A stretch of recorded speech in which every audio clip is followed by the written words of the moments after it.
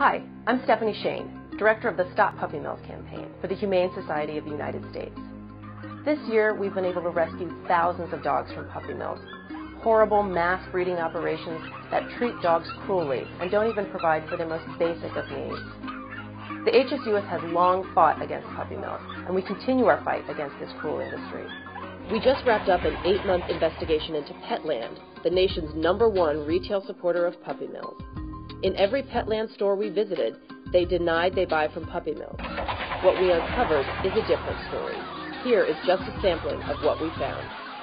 Petland has a very aggressive policy about reputable breeders. They are spot checked, they're visited by corporate staff as well as franchisees across the country. This HSUS investigation tracked the sale of nearly 17,000 puppies to Petland stores across the country. Almost every puppy we tracked was shipped hundreds of miles from a puppy mill in the Midwest. This puppy was for sale at the Pensacola, Florida Petland store. She was shipped more than 750 miles from where she was born, MAM Kennel, a USDA licensed puppy mill in Lamar, Missouri. USDA inspectors documented numerous repeat problems at MAM over the last several years, including an absence of vet care, dogs without even the required minimum of cage space, severely rusted cages with sharp protruding wires, and in spite of the USDA's reports, at least 10 Petland stores bought puppies from MAM.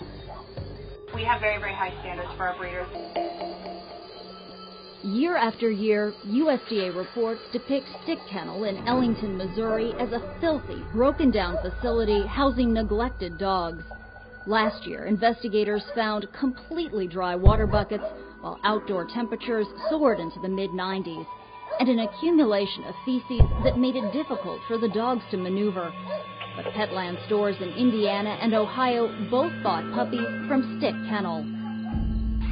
We witnessed appalling conditions, rows of dogs living in filthy, barren cages with no socialization and inadequate care. Like the best breeders in the country.